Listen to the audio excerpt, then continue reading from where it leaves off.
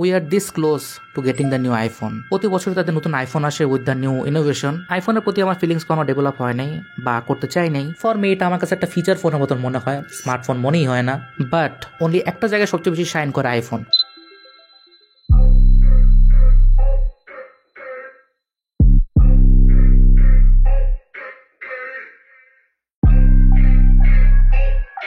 As an Android lover, আজকে I will take the iPhone 16 Pro Max for a spin and compare করব last ইয়ারের king S24 Ultra সাথে। Let's see old কি gold নাকি এখন outdated.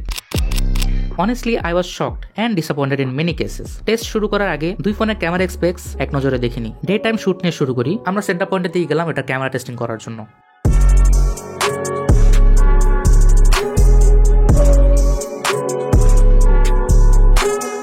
S24 Ultra video কেমন জানি ফ্যাকাশে লাগতেছিল। On the other hand iPhone contrasty and overall usable video দিচ্ছিল। আইফোন একটু গ্রিন টিন আসতেছিল, বাট স্যামসাং আবার একটা পার্পল টোন আসতেছিল।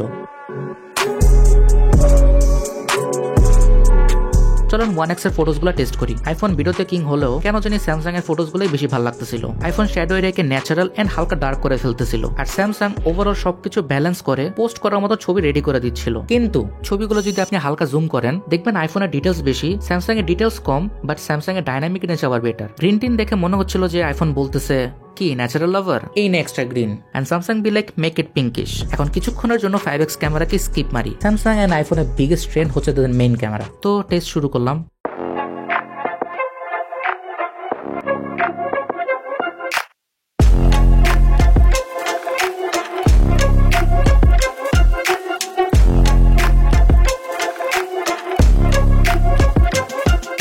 বুঝতে পারলাম যে স্যামসাং একটু বেশি কন্ট্রাস্টি হয়ে যায়। On the other hand iPhone শ্যাডোকে বুস্ট করে ডাইনামিক রেঞ্জ ধরে রাখতেছিল। মানে এখন উল্টা হয়ে গেছে সিনারিওস। ফটোজে আইফোন শ্যাডোকে ক্রাশ করতো, কিন্তু ভিডিওতে এখন স্যামসাং ওটা করতেছে। দুই ফোনেই কিন্তু পার্পল অ্যান্ড গ্রিনের মারামারি চলতেছে।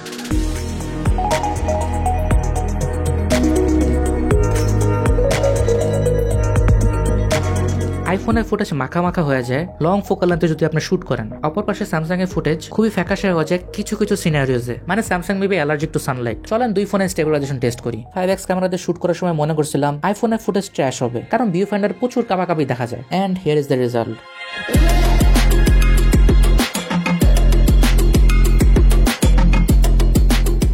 একটা মজার ব্যাপার বলি, আইফোন তো যখন শুট করবেন মনে হবে আইফোনের ফুটেজ খুবই আনস্টেবল, কিন্তু ব্যাপারটা আসলে তা না। রেকর্ডিং শেষে আইফোন ওটাকে স্মুথ করে দেয়। অন্যদিকে ভিউ ফাইন্ডারে স্যামসাং এর ফুটেজটা খুবই স্টেবল লাগে, কিন্তু স্যামসাং এর স্টেবিলাইজেশন মাঝে মাঝে কেমন জানি ছাড়া ছাড়া লাগে, মনে হয় কি কোনো একটা রোবট ক্যামেরা প্যান করতেছে। কিন্তু এতক্ষণ কম্পেয়ার করে যা বুঝলাম, দুইটা ফোনে ওই দিনের ফুল 100% রিপ্রেজেন্টেশন দিচ্ছিল না। ওই দিনের সিনারিওস কেমন ছিল, আমি আমার ক্যামেরা দিয়ে একটা রিপ্রেজেন্টেশন দিই, ওই দিনের ওদের কেমন ছিল।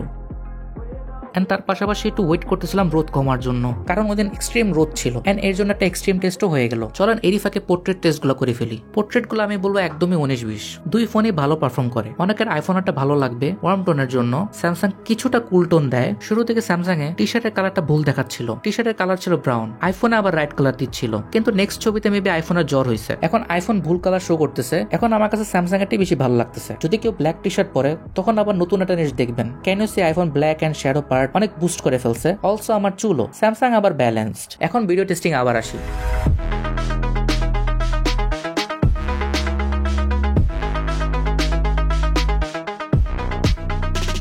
এটা 2x এ শুট করা হয়েছে। বোথ ফুটেজ কিন্তু সেম ভাবেই নিছি। স্যামসাং এর স্টেবিলাইজেশন লং ফোকাল লেন্থে ভালোই থাকে, কিন্তু মুভিং শট গুলোতে কেমন জানি হয়ে যায়, মানে একদমই ছাড়া ছাড়া স্টেবিলাইজেশন। এটার জন্য সুন্দর ট্র্যাকিং শট নেওয়া যায় না। স্যামসাং এর কাছে কিন্তু খুবই পাওয়ারফুল হার্ডওয়্যার আছে, তাদের উচিত এটাকে ইমপ্রুভ করা, যেটা কিছুটা ইমপ্রুভ হয়েছে S25 আলট্রাতে। S25 আলট্রা নিয়ে আমার একটা ভিডিও আছে, আই বাটনে প্রেস করে এটা চেক আউট করতে পারেন। ওভারঅল যা বুঝলাম, ডে টাইমে আইফোন ট্রাই করে মোর ব্রাইট এন্ড শ্যাডোকে বুস্ট করে রাখা। স্যামসাং সবকিছু ব্যালেন্স করতে যে একটু কন্ট্রাস্টি ভিডিও আউটপুট দিচ্ছে, যার জন্য সাইডের ঘাসগুলো কি কালার ছিল সেটা বোঝাটা একটু tough. Let me tell you, এটা কিন্তু খুবই এক্সট্রিম টেস্ট ছিল, কারণ সানলাইট খুবই হার্শ ছিল। এত পরিমাণে সানলাইট ছিল যে আমার ক্যামেরার জন্য দুইটা অ্যান্টি ফিল্টারও এনাফ হবে না। স্যামসাং কিছু কিছু জায়গায় ডিটেলস বেশি দিল, আইফোন তার কোয়ালিটি এন্ড ডাইনামিক রেঞ্জ ধরে রাখছে। চলেন সেলফি টেস্ট করি। আমি বলবো সেলফিতে স্যামসাং এরটাই বেটার লাগতেছে। স্কিন টোন খুবই ভালো মেনটেন করতেছে। On the other hand iPhone black কালারকে ক্রাশ করে ফেলতেছে। ইটস নট ব্যাড, বাট আমার কাছে স্যামসাং এরটাই বেশি ভালো লাগতেছিল। এন্ড অবভিয়াসলি ব্লক টেস্ট তো করবই।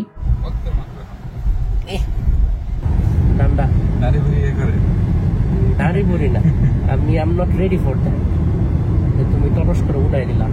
এখন হচ্ছে ব্লগিং টেস্ট। এখনো হান্ড্রেডে আছে। এই যে অ্যাজ ইউজুয়াল স্যামসাং এর ইয়াতে ফ্রন্ট ক্যামেরা অনেক বেশি জুম, যার কারণে ব্লগিং অনেক প্যারা হইতে পারে। আইফোন 17 হয়তো ক্যামেরা সুইচ ফিচারটা বলবে new innovation. And once again, Samsung এর ক্যামেরা বেশি জুম হওয়াতে ইটস হার্ড টু শুট, কিন্তু আইফোন এখানে ওয়াইড ভিউ দিচ্ছে, যার জন্য আমার মোটা ফেসটা একটু চিকন চিকন লাগে। কারণ আপনি যত বেশি ওয়াইড লেন্স ইউজ করবেন আপনাকে ততই চিকন দেখাবে because of the lens distortion. আর স্যামসাং আমি যেমন মোটা ওটাই শো হচ্ছে। দুই ফোনেরই ভালো খারাপ দিক আছে। সো আমরা আরেকটু টেস্টিং এর জন্য একটু ইনডোর সিচুয়েশনে যাব। ফটো টেস্টিং এ যা বুঝলাম, ইনডোর শুটে স্যামসাং এর ফটোস গুলা আই প্লিজিং, কালার গুলো একটু বুস্টেড, সোশ্যাল মিডিয়া রেডি করে দেয়, কিন্তু আইফোন একটু ন্যাচারাল থাকা ট্রাই করে, যেটা দেখতে একটু বোরিং মনে হবে এন্ড ইন মাই ওয়ার্ডস মেহ লাগে। আবার কিছু কিছু জায়গায় একদম হেড টু হেড, কিছু ক্রিটিক্যাল লাইটিং সিচুয়েশনে বোথ ফোনই স্ট্রাগল করে। চলেন ভিডিও টেস্টিং করে ফেলি।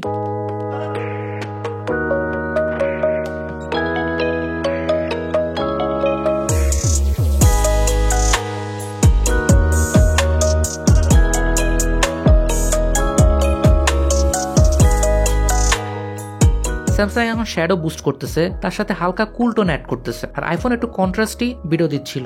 বোথ ফোনে ডাইনামিক রেঞ্জ খুবই ভালো মেনটেন করতেছে, কিন্তু একটু ওয়ার্ম টোনের জন্য হয়তো অনেকের কাছে আইফোনটাই ভালো লাগবে। শুট করতে করতে অলমোস্ট বিকাল হয়ে গেছিল। Now night time videos.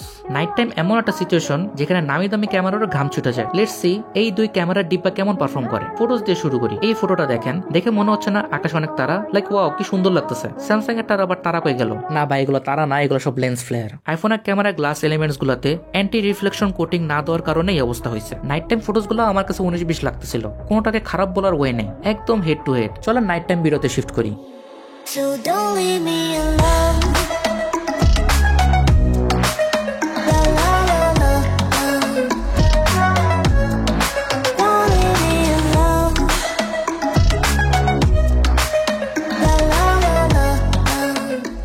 Night time ভিডিওতে স্যামসাং বি লাইক, আমার তরকারিতে পরিমাণ মতো গ্রেন না দিলে কি ভিডিও মজা হবে? গ্রেন মানেই অ্যাস্থেটিক, কিন্তু আইফোনে গ্রেনের পরিমাণ খুবই আননোটিসেবল। স্যামসাং যদি আলো কম পায় তাহলে কেমন যেন একটা ঝেড়ঝেড়ের মতন দেখা যায়, মানে টিভিতে যেরকম ঝেড়ঝেড় করে ওই রকম। Can you see that? Full time এই জিনিসটাই নোটিস করতেছিলাম। কিন্তু স্যামসাং কে যদি একটু বেশি আলো দেওয়া হয় তখন একটু ভালো পারফর্ম করে, গ্রেনের পরিমাণটা একটু কমে আসে। এটা সবচেয়ে বড় কারণ হচ্ছে বেশি মেগাপিক্সেল। আপনি একটা জায়গায় যত বেশি মেগাপিক্সেল দিবেন পার পিক্সেল সাইজ ছোট হয়ে যায়, যার জন্য সেন্সরটা বেশি লাইট ক্যাপচার করতে পারে না। দ্যাটস ওয়াই আইফোন এখনো বেশি মেগাপিক্সেল গেমে নামে নাই। And as I said, Samsung এর ট্র্যাকিং শট না খুবই টাফ, স্মুথ হয় না, অনেক জার্ক থাকে, যেটা আমি ডে টাইম শুটের টাইমেও বললাম। আর একটা জিনিস, নাইট টাইমে কিন্তু দুই ফোনেরই 5x ক্যামেরা কাজ করবে না। আপনি যদি 5x এ যান, স্যামসাং এর 3x ক্যামেরা কাজ করবে, কিন্তু আইফোনের ক্ষেত্রে 1x ক্যামেরাকে জুম করে 5x এ নিয়ে যাবে, মানে এক কথা ডিজিটাল জুম হবে। তো এই কারণে শার্পনেসটা হারাবেন। কনক্লুশনে যদি আসি, ডে টাইমে স্যামসাং একটু ব্যালেন্স কন্ট্রাস্টে আউটপুট দেয়, on the other hand iPhone শ্যাডোকে বুস্ট করে ব্রাইট ভিডিও দেয়। নাইট টাইমে আইফোনের ফুটেজ খুবই ক্লিন, ডাইনামিক রেঞ্জও ভালো, কিন্তু স্যামসাং এর গ্রেন পার্টি শুরু হয়ে যায়। তো কোন ফোনটা ভালো?